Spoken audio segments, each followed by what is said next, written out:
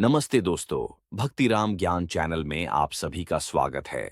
दोस्तों, आज हम देखेंगे दानवीर कर्ण की कथा। दोस्तों, ऐसे ही वीडियो देखने के लिए हमारे चैनल को सब्सक्राइब कर दीजिए और कमेंट बॉक्स में जय श्री कृष्ण लिख दीजिएगा। बेल आइकन को प्रेस कर दीजिए। तो चलिए दोस्तों, अब बढ़ते हैं कथा की ओर। अभिमन्यु अर्जुन का पुत्र था। श्री कृष्ण की बहन सुभद्रा इनकी माता थी। यह बालक बड़ा होनहार था।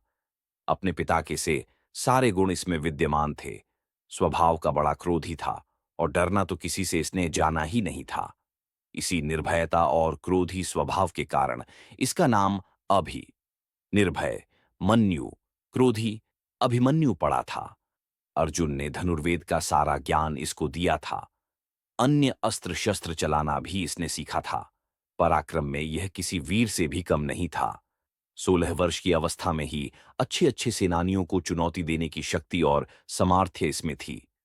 इसकी मुखाकृति और शरीर का डीलडौल भी असाधारण योद्धा का सा था। वृषभ के समान ऊंचे और भरे हुए कंधे थे। उभरा वक्षस्थल था और आंखों में एक जोश था। महाभारत का भीषण संग्राम छिड़ा हुआ था। पितामह धराशायी हो चुके थे। उनके पश्चात गुरु द्रोणाचार्य ने कौरवों का सेनापतित्व संभाला था। अर्जुन पूरे पराक्रम के साथ युद्ध कर रहा था। प्रचंड अग्नि के समान वह बाणों की वर्षा करके कौरव सेना को विचलित कर रहा था। द्रोणाचार्य कितना भी प्रयत्न करके अर्जुन के इस वेग को नहीं रोक पा रहे थे। कभी कभी तो ऐसा लगता था मानो पांडव कौरवों को कुछ ही क्षणों में परास्त कर डालेंगे। प्रातःकाल युद्ध प्रारंभ हुआ। श्री कृष्ण अपना पांचजन्य फूंकते उसी क्षण अर्जुन के बाणों से कौरव सेना में हाहाकार मचने लगता। संध्या तक यही विनाश चलता रहता। दुर्योधन ने इससे चिंतित होकर गुरु द्रोणाचार्य से कहा, हे आचार्य, यदि पांडवों की इस गति को नहीं रोका गया तो कौरव सेना किसी भी क्षण विचलित होकर युद्धभूमि से भाग खड़ी होगी। अतः कोई ऐसा उपाय करिए जिससे पांडवों की इस बढ़ती शक्ति को रोका जाए और अर्जुन के सारे प्रयत्नों को निष्फल किया जाए। दुर्योधन को इस प्रकार चिंतित देखकर गुरु द्रोणाचार्य ने किसी प्रकार अर्जुन को युद्ध भूमि से हटा देने का उपाय सोचा। दुर्योधन के कहने से संशप्तकों ने कुरुक्षेत्र से दूर अर्जुन को युद्ध के लिए चुनौती दी। अर्जुन उनसे लड़ने को चला गया। उसके पीछे से द्रोणाचार्य ने चक्रव्यूह की रचना की और युधिष्ठिर के पास संवाद भिजवाया कि या तो पांडव आकर कौरव सेना के इस चक्रव्यूह को तोड़ें, यह अपनी पराजय स्वीकार करें। जब संवाद युधिष्ठिर के पास पहुंचा तो वे बड़ी चिंता में पड़ गए, क्योंकि अर्जुन के सिवा चक्रव्यूह को तोड़ना कोई पांडव नहीं जानता था। अर्जुन बहुत दूर संशप्तकों से युद्ध कर रहा था। चक्रव्यूह तोड़ने में अपने आप को असमर्थ देखकर पांडवों के शिविर में त्राही त्राही मच उठी। युधिष्ठिर, भीम, धृष्टद्युम्न आदि कितने ही पराक्रमी योद्धा थे जो बड़े से बड़े पराक्रमी कौरव सेनानी को चुनौती दे सकते थे, लेकिन चक्रव्यूह तोड़ने का कौशल किसी को भी नहीं आता था। वह ऐसा व्यूह था जिसमें पहले तो घुसना और उसको तोड़ना ही मुश्किल था, और फिर सफलतापूर्वक उसमें से बाहर निकलना तो और भी दुष्कर कार्य था। कौरव सेना के सभी प्रमुख महारथी उस चक्रव्यूह के द्वारों की रक्षा कर रहे थे। जब सभी किंकर्तव्य विमूढ़ के सभा में बैठे हुए थे और अर्जुन के बिना, सिवाय इसके कि वे अपनी पराजय स्वीकार कर लें, कोई दूसरा उपाय उनको नहीं सूझ पड़ रहा था, अभिमन्यु वहां आया और सभी को गहन चिंता में डूबा हुआ पाकर युधिष्ठिर से पूछने लगा कि चिंता का क्या कारण है। युधिष्ठिर ने सारी बात बता दी। उसे सुनकर वह वीर बालक अपूर्व साहस के साथ बोला, आर्य, आप इसके लिए चिंता न करें। दुष्ट कौरवों का यह षड्यंत्र किसी प्रकार भी सफल नहीं हो सकेगा। यदि अर्जुन नहीं है तो उनका वीर पुत्र अभिमन्यु तो यहां है। आप दुर्योधन की चुनौती स्वीकार कर लीजिए, मैं चक्रव्यूह तोड़ने के लिए जाऊंगा।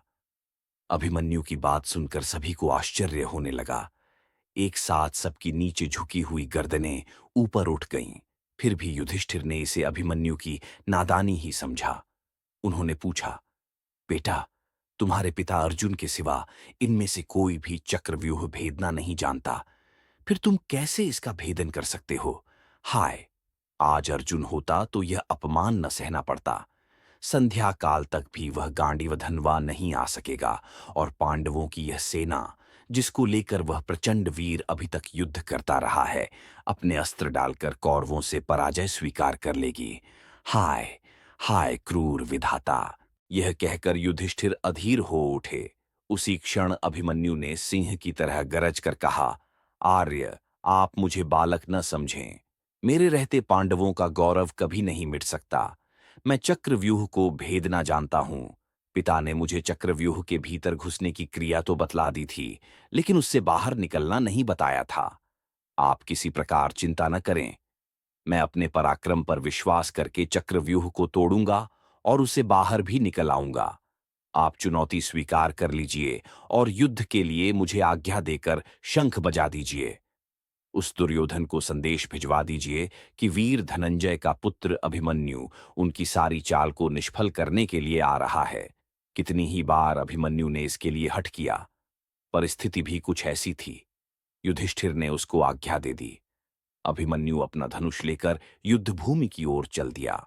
उसकी रक्षा के लिए भीमसेन, धृष्टद्युम्न और सात्यकी चले।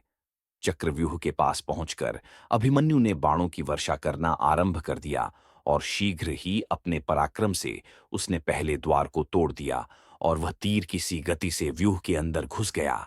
लेकिन भीमसेन, सात्यकी और धृष्टद्युम्न उसके पीछे व्यूह में नहीं घुस पाए। उन्होंने कितना ही पराक्रम दिखाया, लेकिन जयद्रथ ने उनको रोक लिया और वहीं से अभिमन्यु अकेला रह गया। अर्जुन का वह वीर पुत्र अद्भुत योद्धा था। व्यूह के द्वार पर उसे अनेक योद्धाओं से भीषण युद्ध करना पड़ा था, लेकिन उसका पराक्रम प्रचंड अग्नि के समान था। जो कोई उसके सामने आता था, या तो धराशायी हो जाता या विचलित होकर भाग जाता था। इस तरह व्यूह के प्रत्येक द्वार को वह तोड़ना चला जा रहा था।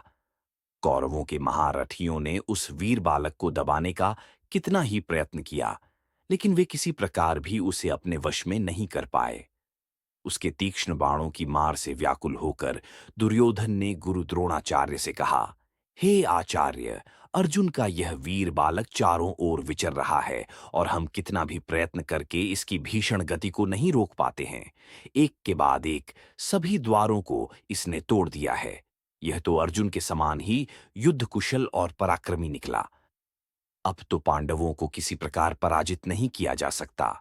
इसी प्रकार कर्ण ने भी घबराकर द्रोणाचार्य से कहा, हे गुरुदेव, इस पराक्रमी बालक की गति देखकर तो मुझको भी आश्चर्य हो रहा है।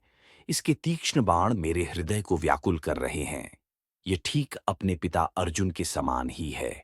यदि किसी प्रकार इसको न रोका गया तो हमारी यह चाल व्यर्थ चली जाएगी। अतः किसी तरह से इसको चक्रव्यूह से जीवित नहीं निकलने देना चाहिए।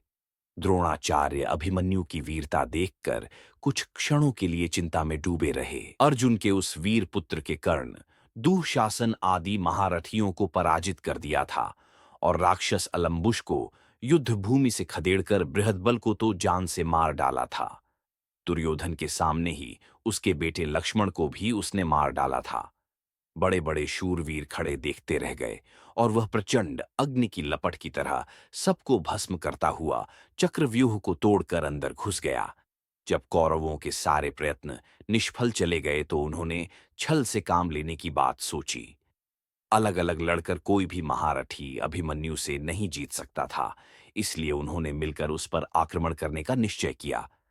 कृपाचार्य, कर्ण, अश्वत्थामा बृहद्दल, शकुनी का चचेरा भाई कृतवर्मा और दुर्योधन आदि 6 महारथियों ने उसे घेर लिया और उस पर भीषण आक्रमण कर दिया।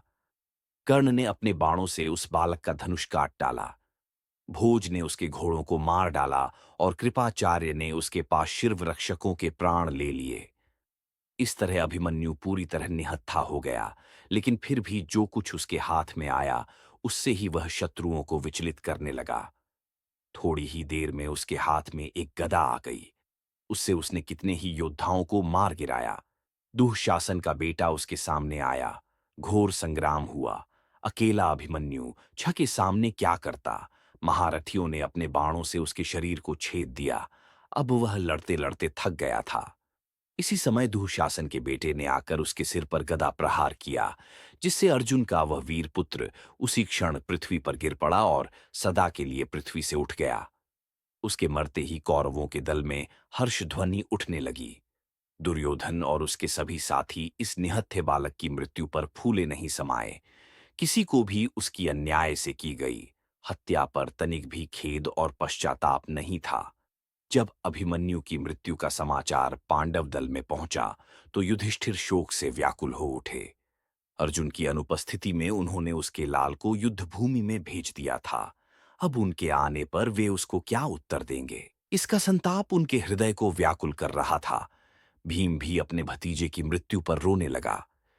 वीर अभिमन्यु की मृत्यु से पांडवों के पूरे शिविर में हाहाकार मच गया।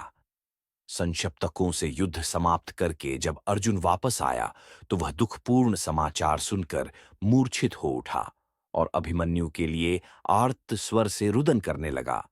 श्री कृष्ण ने उसे काफी धैर्य बंधाया, लेकिन अर्जुन का संताप किसी प्रकार भी दूर नहीं हुआ। प्रतिशोध की आग उसके अंतर में धधकने लगी और जब तक जयद्रथ को मारकर उसने अपने बेटे के खून का बदला न ले लिया, तब तक उसको संतोष नहीं आया। श्री कृष्ण को भी अभिमन्यु की मृत्यु पर कम दुख नहीं हुआ था, लेकिन वे तो योगी थीं। बालकों की तरह रोना उन्हें नहीं आता था। प्रतिशोध की आग उनके अंदर भी जल रही थी। उन्होंने स्पष्ट कहा था कि अपने भांजे अभिमन्यु की मृत्यु का बदला लिए बिना वह नहीं मानेंगे। अभिमन्यु की स्त्री का नाम उत्तरा था। मन वह मत्स्य नरेश विराट की पुत्री थी। अज्ञातवास के समय अर्जुन विराट के यहाँ उत्तरा को नाचने गाने की शिक्षा देते थे। बाद में विराट को सारा हाल मालूम हो गया था, इसलिए लोकापवाद के डर से वे अपनी पुत्री का विवाह अर्जुन के सिवा किसी अन्य पुरुष के साथ नहीं करना चाहते थे। अर्जुन के स्वीकार न करने पर विराट ने उत्तरा का विवाह उसी के पुत्र अभिमन्यु के साथ कर दिया। इन दोनों का विवाह बाल्यावस्था में ही हो गया था। उस युग में बाल विवाह की प्रथा तो इतनी प्रचलित नहीं थी, लेकिन विवाह के पीछे राजनीतिक कारण निहित था।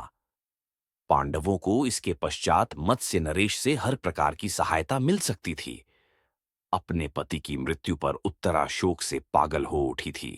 श्री कृष्ण ने उसे कितना ही समझाया था, लेकिन फिर भी कितने ही दिनों तक उसका रुदन एक क्षण को भी नहीं रुका था। वह उस समय गर्भवती थी। आतताई अश्वत्थामा ने पांडवों के वंश को समूल नष्ट कर देने के लिए इस गर्भस्थ बालक पर ब्रह्मास्त्र का प्रयोग किया था, लेकिन श्री कृष्ण ने उसे रोक लिया था और इस प्रकार श्री कृष्ण ने ही पांडवों के कुल की रक्षा की। निश्चित अवधि के पश्चात उत्तरा के गर्भ से बालक का जन्म हुआ। चूंकि सभी कुछ क्षय हो जाने के पश्चात इस बालक का जन्म हुआ था, इसलिए इसका नाम परीक्षित रखा गया। यही पांडवों की वंश परंपरा को आगे बढ़ाने वाला हुआ।